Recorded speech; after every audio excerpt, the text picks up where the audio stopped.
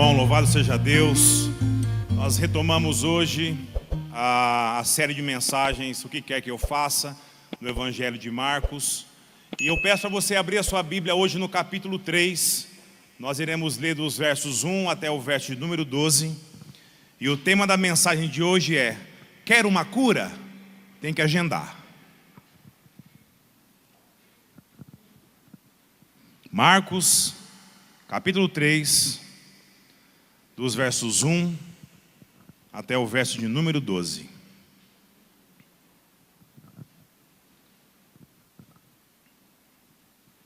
Diz assim a palavra de Deus: outra vez, Jesus entrou numa sinagoga e estava ali um homem com uma das mãos atrofiadas. E o observava com atenção para ver se ele curaria o homem no sábado, a fim de o acusarem. Jesus disse ao homem cuja mão era atrofiada: levanta-te e vem para o meio. Então lhes perguntou: é permitido fazer o bem ou o mal no sábado, salvar a vida ou matar? Eles, porém, ficaram calados. Olhando para eles ao redor, indignado e muito triste por causa da dureza do coração deles, disse ao homem: estende a tua mão. E ele a estendeu, e ela lhe foi restaurada. Mas assim que saíram dali, os fariseus conspiraram com os herodianos contra ele, a fim de o matar. Jesus, porém, retirou-se com os discípulos para a beira-mar, e uma grande multidão vinda da Galiléia o seguiu. Tendo ouvido falar de tudo quanto ele fazia, foram até a ele grandes multidões procedentes da Judéia, de Jerusalém, da Idumeia e do outro lado do Jordão, e das regiões ao redor de Tiro e Sidom. E ele disse aos seus discípulos que lhes preparasse um barquinho por causa da multidão, para que não o comprimissem, pois havia curado muitos, de modo que todos quanto tinham alguma doença empurravam-se na direção dele para tocá-lo. E quando os espíritos impuros o viam, prostravam-se diante dele e gritavam: tu és o Filho de Deus. Mas ele os repreendia com severidade, para que não divulgasse quem ele era. Até aqui, abaixe sua cabeça, vamos orar mais uma vez.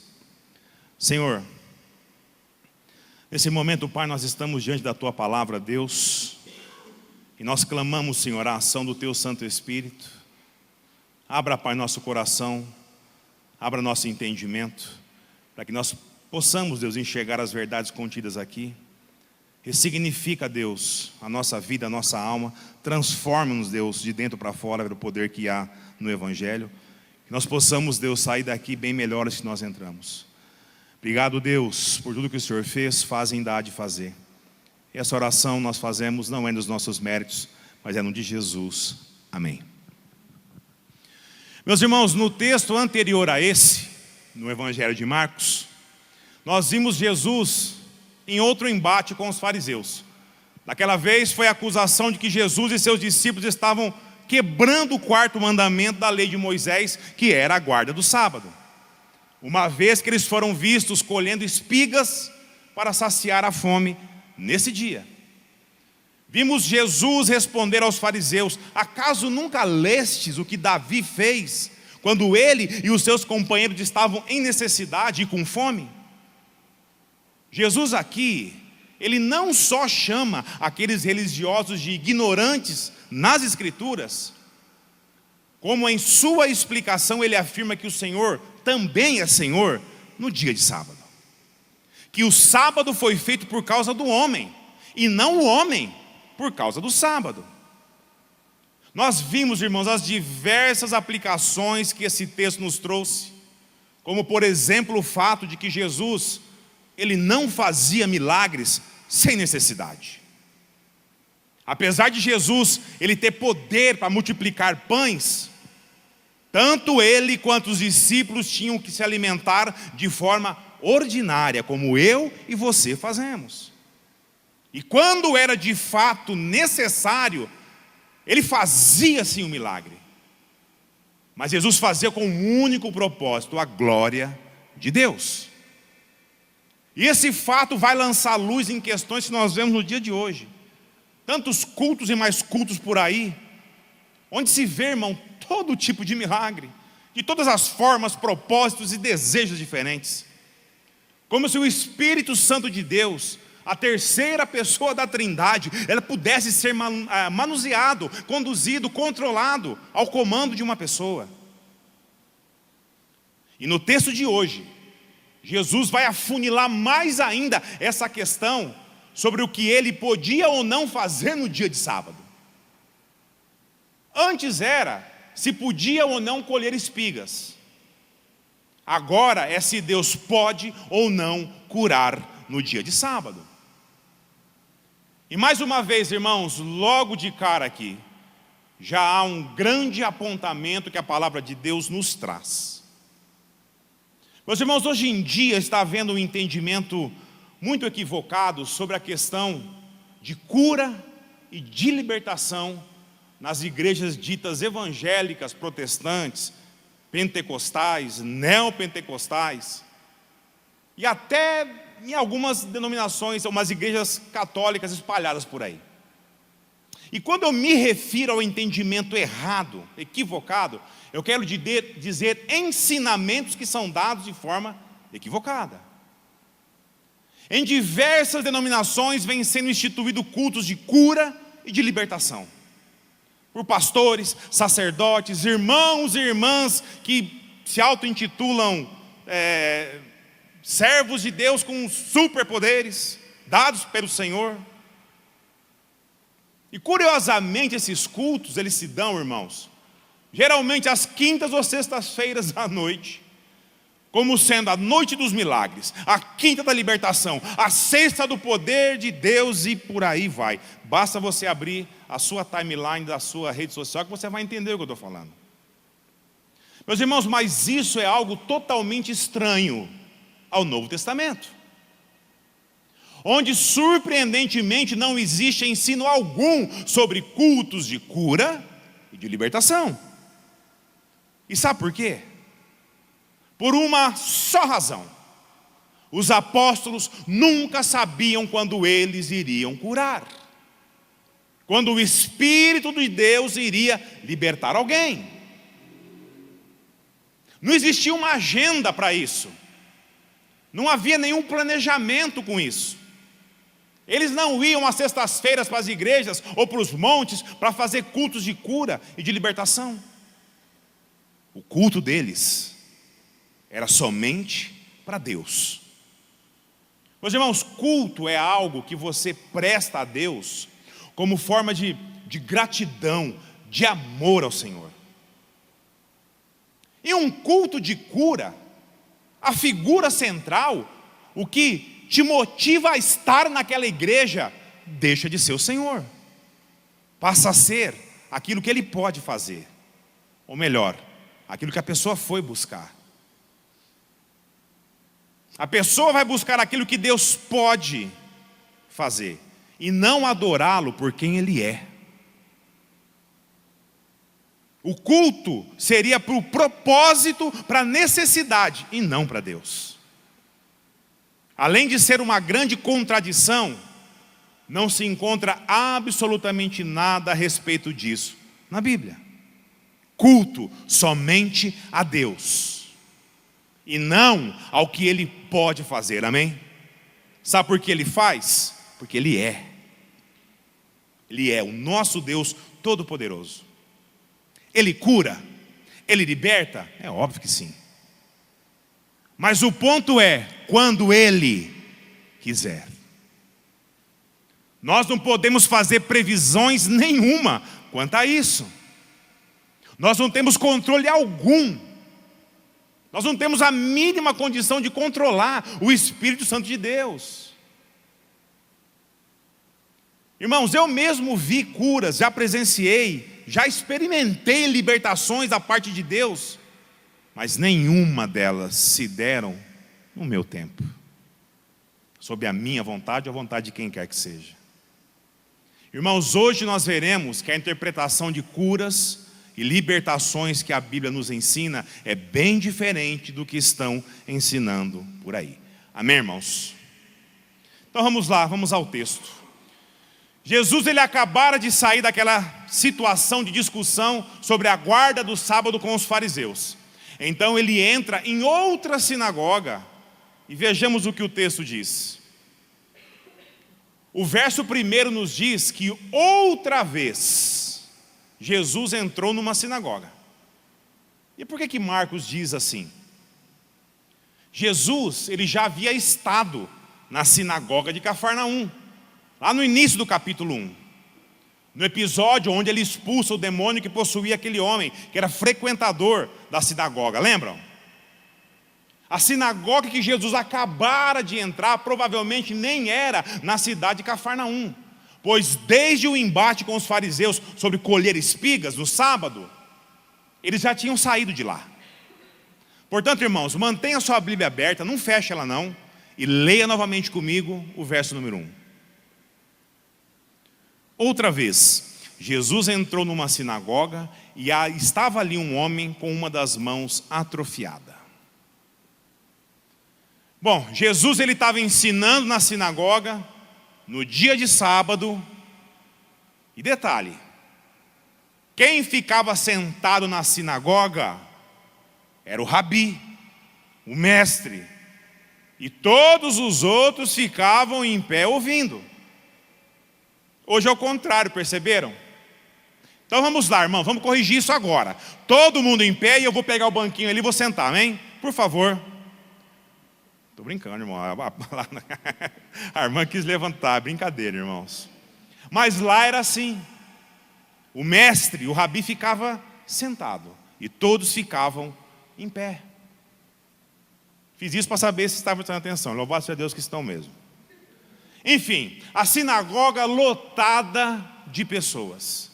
Jesus ensinando sobre a chegada do reino de Deus, e junto daquela gente um homem com uma deficiência em uma de suas mãos. Esse era o pano de fundo, esse era o cenário. Aí o verso 2 nos diz que os escribas e fariseus, que também estavam ali, eles ficaram o quê? De butuca ali, ó, para ver se Jesus ele ia curar aquele homem, dando assim um novo pretexto para quê? Para acusar o Senhor. Leia comigo o verso 2. E o observavam com atenção para ver se ele curaria o homem no sábado, a fim de o acusarem. Meus irmãos, Jesus, percebendo a intenção daqueles religiosos, pois conhecia o coração de cada um deles, e de forma proposital, ele chama o deficiente lá no meio da sinagoga, para que todos vissem ele. Leia comigo o verso 3. E Jesus disse ao homem cuja mão era atrofiada: levanta-te e vem para o meio. Irmãos, por que será que Jesus fazia isso de forma proposital? E que Marcos, ele fez questão de registrar no seu evangelho. Nós podemos perceber duas coisas na intenção de Jesus com esses embates aqui. Primeiro, Jesus fazia isso para confrontar, para desmascarar aqueles religiosos que seguiam apenas o quê? As leis. Mas eram ocos por dentro, sem misericórdia alguma com o seu irmão, com o próximo. E segunda, para deixar claro que o plano de Deus, a redenção dos pecados dos homens, se daria pela morte de Jesus pelos romanos, mas levado a eles pelo seu próprio povo que o rejeitou. Meus irmãos, a liderança dos judeus, de forma cega, endurecida, insensível para com a vontade de Deus, é quem na verdade julga, condena e manipula os romanos para que executassem Jesus. Marcos então vai relatar tudo dessa perspectiva, pois ele escreveu o seu evangelho para crentes aonde? Lá em Roma, para mostrar que absolutamente tudo fazia parte do plano de Deus. Amém, irmãos? Deus está no controle de tudo. E Jesus, sabendo de todo o legalismo dos fariseus, que acrescentavam às leis de Deus diversas outras, e pesava isso nas costas do povo, Jesus, sabendo que era proibido curar um doente no sábado, aliás, os fariseus Eles permitiam que uma pessoa fosse tratada de sua doença em busca da cura no dia de sábado, somente se fosse em caso de risco de morte. O que não é o caso aqui, desse deficiente. E Jesus, sabendo disso, pede para aquele homem vir ao centro da sinagoga e estender a sua mão para que ficasse exposta à vista de todo mundo. E faz justamente essa pergunta sobre a proibição de cura no dia de sábado. Leia comigo o verso 4. Então lhes perguntou: é permitido fazer o bem ou o mal no sábado, salvar a vida ou matar? Eles, porém, ficaram calados. Meus irmãos, essa pergunta que Jesus faz aos fariseus é bem interessante, porque eles sabiam muito bem o significado dela.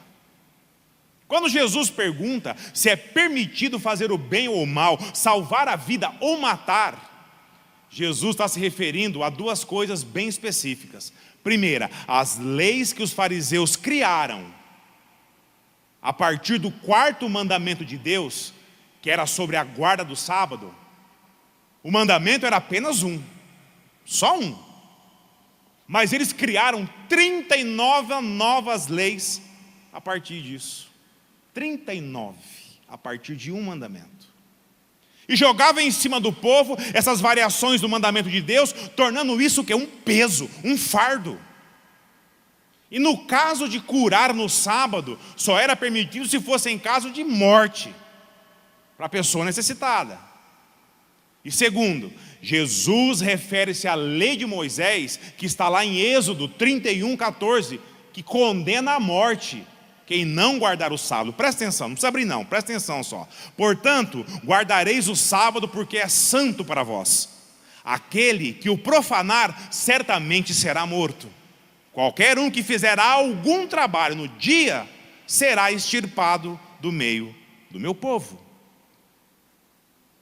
A Bíblia diz que os fariseus e os escribas, eles se calaram mediante a essa pergunta de Jesus.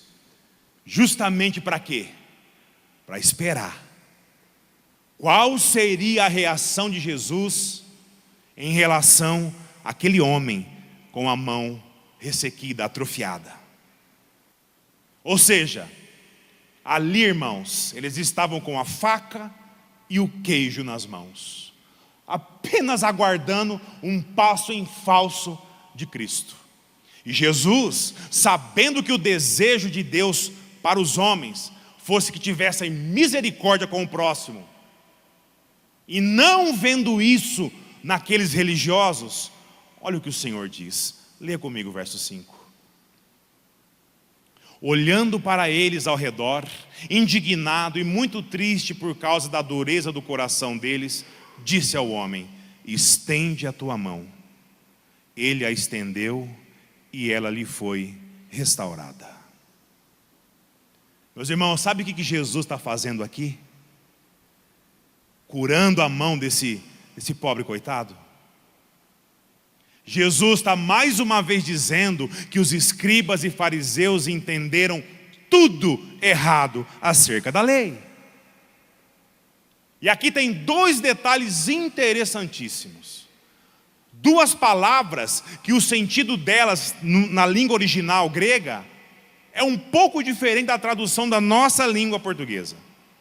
A primeira, irmãos, é quase um palavrão. Vou soletrar aqui, porque até para mim ler é difícil. Perpepsamenos é a palavra, que em português ficou olhando para eles ao redor, mas que em grego significa que Jesus olhou nos olhos. Jesus olhou dentro deles, através do coração deles, da alma daquela gente. Não foi uma olhada assim de relance, não. Cristo examinou, esquadrinhou o coração, a alma de cada um deles. Jesus viu o coração daquela gente, que estava repleto de ira e revolta contra ele. Pensa comigo, irmão. Imagina o Senhor está aqui, nós sabemos disso. Mas vamos contextualizar. Imagina Cristo aqui, ó, olhando dentro do meu e dos seus olhos, no fundo da nossa alma. O que será que Ele encontraria? Você já se fez essa pergunta? O que será que Jesus iria encontrar no fundo do meu e do seu coração, hoje, agora, nesse momento? Meus irmãos, o rei Davi, ele foi um servo de Deus com uma coragem, irmãos, poucas vezes vista pelos homens. Não porque Davi era um guerreiro destemido, um exímio estrategista, ou porque lutou com feras, derrotou gigantes, nada disso. Mas porque ele disse assim no Salmo 139:1, Senhor, Tu me sondas e me conheces. Jesus fez com aqueles homens na sinagoga, sem eles saberem, o que Davi pediu no Salmo 139. Meus irmãos, isso aqui para mim é ter coragem. O resto é tudo Nutella. Será que eu e você nós teríamos essa coragem que Davi teve? Se Cristo analisasse o meu e o seu coração hoje, o que Ele encontraria? Pensa aí, irmão, pensa aí, irmã. E segunda, a palavra que chamou a atenção aqui é orges, que significa ira, mas foi traduzida na língua portuguesa por indignado. Mas na verdade Jesus estava irado com a dureza do coração daquela gente. Aqui, irmãos, é a única vez que o Novo Testamento refere-se a Cristo irado, de verdade. Nem mesmo quando ele entra no templo e expulsa lá os cambistas, os vendedores, foi usada uma palavra como essa. Jesus estava irado, indignado, como está escrito o texto aqui. Mas uma ira santa, diante da frieza e da dureza do coração daquele povo. Mas Cristo compadecido, com misericórdia daquele deficiente físico, Jesus diz, Jesus ele não diz, está curado. Jesus apenas diz, estende a tua mão. Apenas isso. Jesus não toca naquele homem. Jesus não ordena que a deformidade fosse embora. Ele não junta a saliva com a terra e passa no homem. Ele apenas diz, estende a tua mão. E por que será que Jesus faz dessa maneira e não de outra? Jesus é impressionante. Cristo propositalmente não faz nada que remetia a qualquer tipo de esforço da parte dele, por conta da proibição do trabalho no sábado. Cristo apenas diz, estende a tua mão, pois contra isso não existia nenhuma acusação naquelas 39 leis extras que os fariseus criaram. Ou seja, não havia como acusar Jesus de nada naquele momento. Meus irmãos, é justamente por isso, pela inteligência e sagacidade de Cristo, que os fariseus, junto com os herodianos, tramaram no sentido de como nós vamos acabar com esse falso Messias. Essa era a trama. Lê comigo o verso 6. Mas assim que saíram dali, os fariseus conspiraram com os herodianos contra ele, a fim de o matar. Irmãos, em todo o Novo Testamento, aqui é a primeira referência explícita que iriam de fato matar Jesus. A morte de Cristo naquela cruz começa exatamente a partir daqui. Os fariseus, nós sabemos quem eram. Mas e os herodianos? Quem que era esse povo aqui? Quem que era essa gente? Meus irmãos, as regiões que compunham o território de Israel eram divididas por províncias, da Judéia, da Galiléia, da Pérea, entre outras. E cada província existia um governador, chamado Herodes. Na região de Cafarnaum, onde se passa esse episódio aqui, quem governava era Herodes Antipas. Irmãos, Herodes é o título, que significa governador. Antipas era o nome do sujeito. E os herodianos eram os apoiadores políticos do governo. E eles tinham muita influência. E sabe por que eu disse que foi a partir daqui que a morte de Jesus começou a tomar forma, começou a se desenhar? Porque a autoridade de Jesus confrontou o legalismo dos religiosos fariseus, mas também a autoridade política dos herodianos. Jesus aqui ele passa a ser visto como uma ameaça ao governo de Herodes. Jesus tinha que ser morto. O problema era como eles iriam condená-lo à morte. E esse era o desafio daquela gente. Então Jesus retira-se da região de Cafarnaum e volta para a região do Mar da Galileia. Leia comigo agora os versos de 7 a 10. Acompanhe comigo a leitura. Jesus, porém, retirou-se com os seus discípulos para a beira-mar, e uma grande multidão vinda da Galileia o seguiu. Tendo ouvido falar de tudo quanto ele fazia, foram até a ele grandes multidões procedentes da Judéia, de Jerusalém, da Idumeia e do outro lado do Jordão, e das regiões ao redor de Tiro e Sidom. E ele disse a seus discípulos que lhe preparassem um barquinho por causa da multidão, para que não o comprimissem, pois havia curado muitos, de modo que todos quantos tinham alguma doença empurravam-se na direção dele para tocá-lo.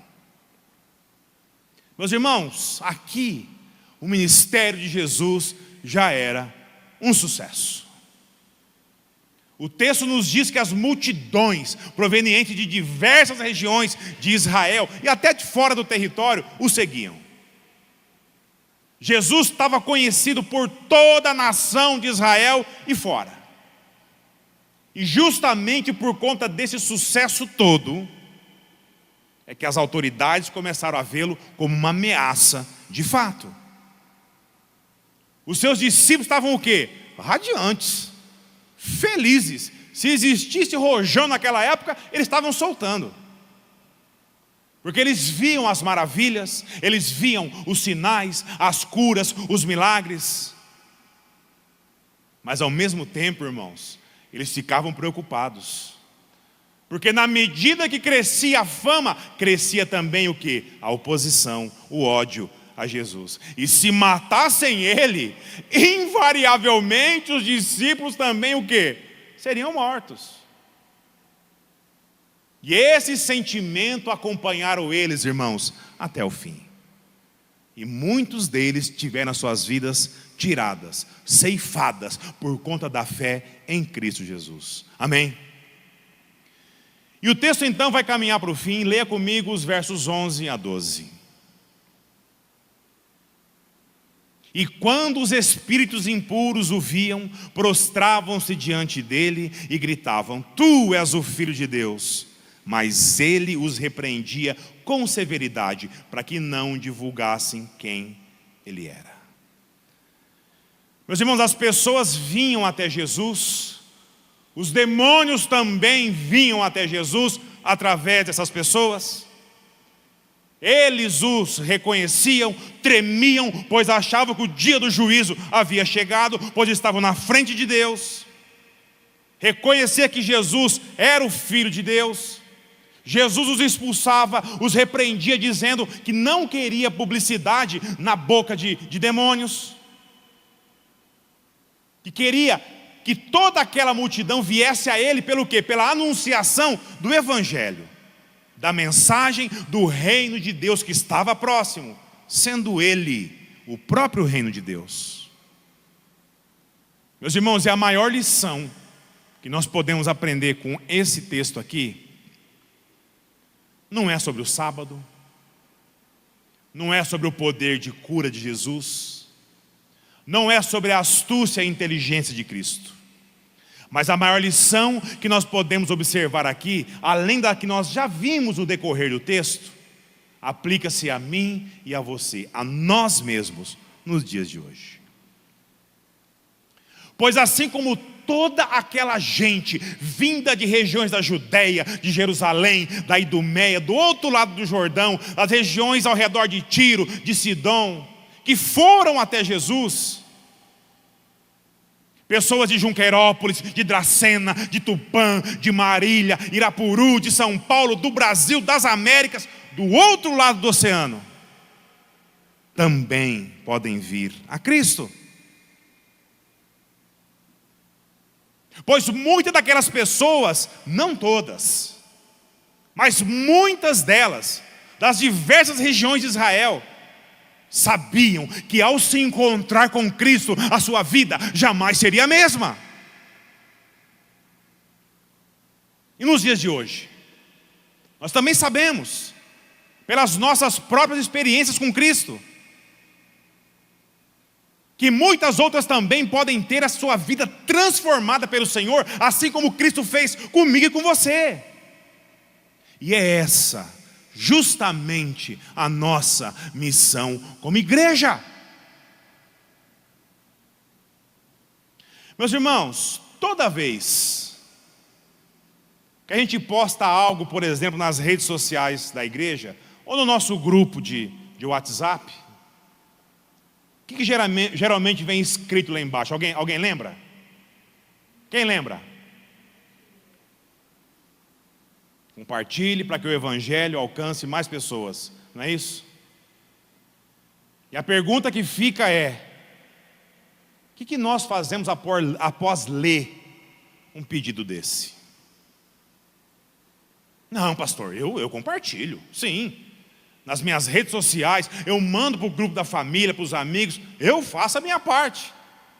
O pessoal não vem ao culto porque não quer. Parece que eles não querem saber de Deus, não. Essa semana, eu conversando com uma pessoa da qual eu envio também a devocional que nós fazemos todo dia cedo, eu tenho uma lista de pessoas além da igreja, pessoas que foram cruzando, Deus foi colocando no meu caminho, a qual eu falei de Cristo para elas. Muitas voltaram-se a Deus, graças ao Senhor. Muitas estão em lutas ainda, mas elas recebem todo dia cedo a devocional.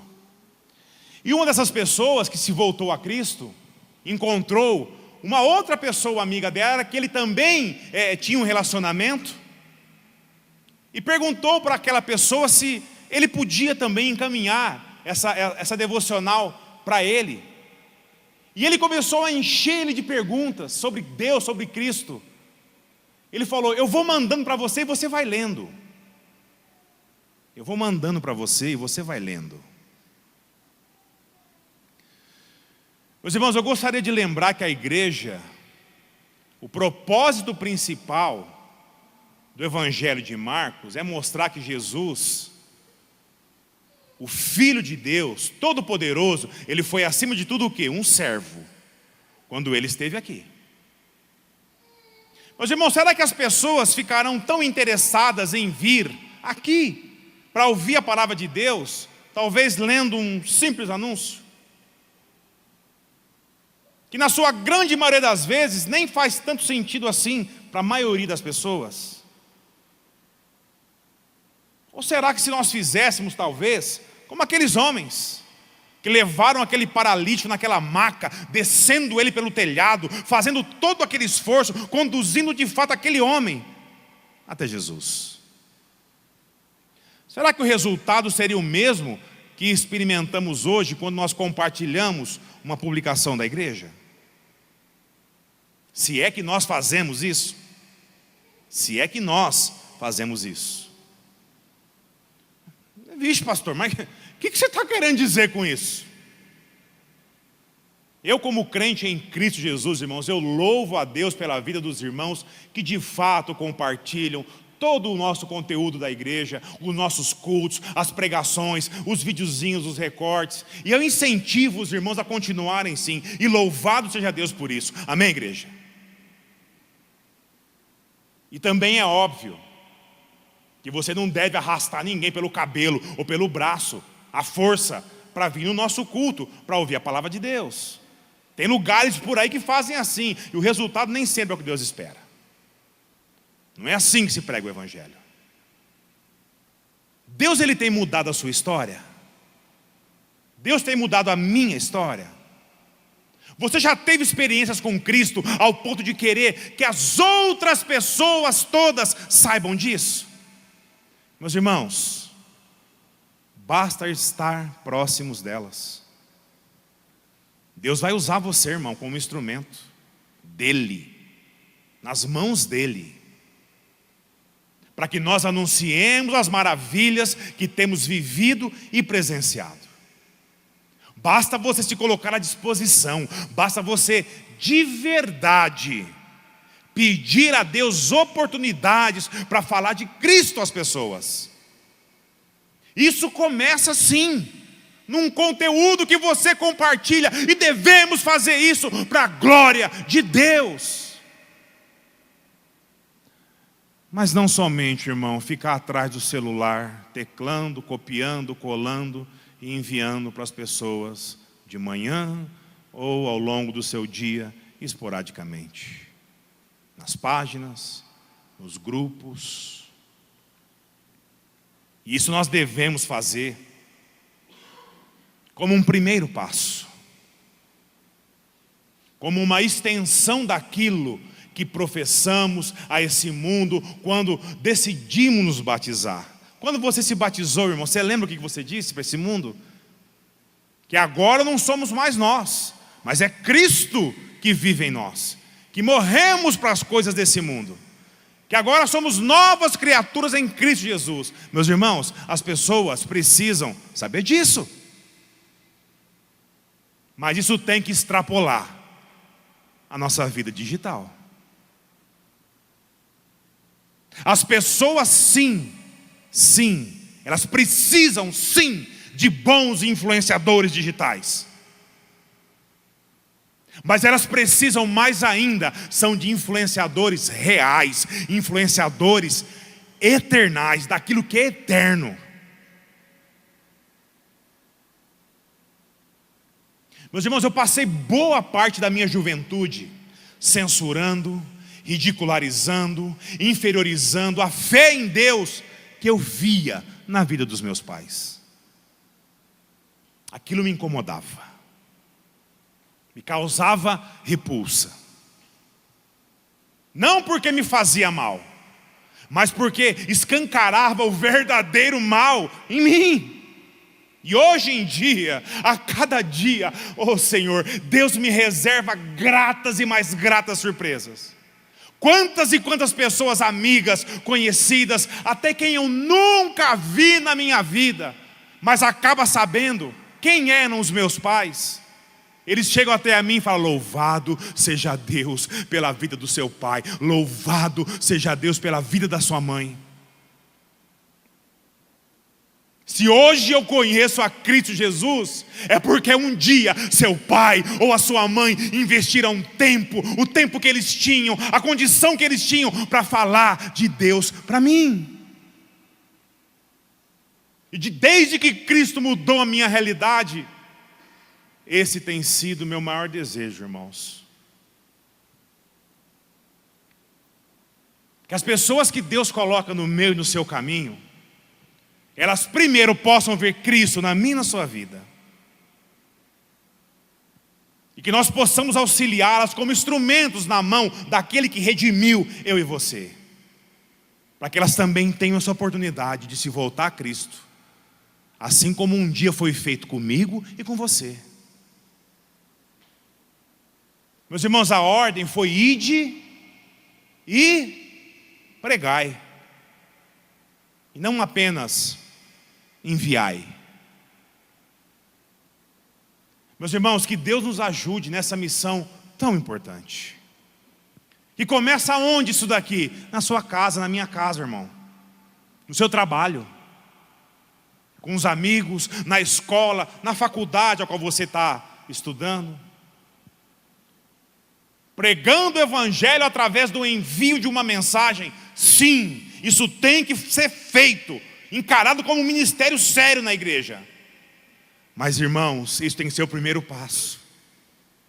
para você pregar o Evangelho com a sua vida, pregar o Evangelho com as suas palavras, anunciando o amor que já veio e já se manifestou na cruz do Calvário. Mas também dizer, irmãos, que a justiça virá. Meus irmãos, pessoas necessitam de pessoas. O ir de pregar o Evangelho não se limita apenas a um teclado de celular. Isso tem que ser feito. Mas principalmente o nosso testemunho de vida com Cristo, através da igreja que você serve a Ele, que eu sirvo a Ele.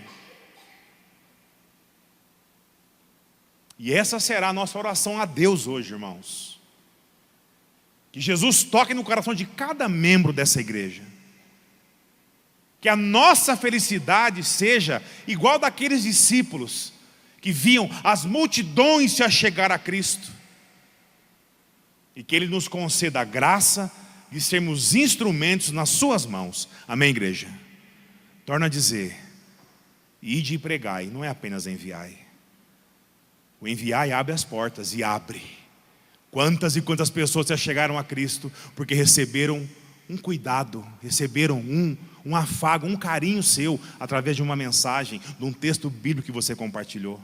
Quantas e quantas pessoas. Mas as pessoas precisam de pessoas.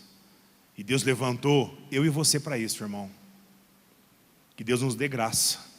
E que nós possamos olhar para o Senhor, sermos gratos pelo que já foi feito na minha e na sua vida, mas lembrar que nós precisamos fazer aquilo que foi feito na minha e na sua vida, por alguém que investiu tempo, investiu energia, muitas vezes até recurso, para que você ouvisse do amor e da justiça de Deus. Amém? Abaixe sua cabeça, vamos falar com Deus. Senhor,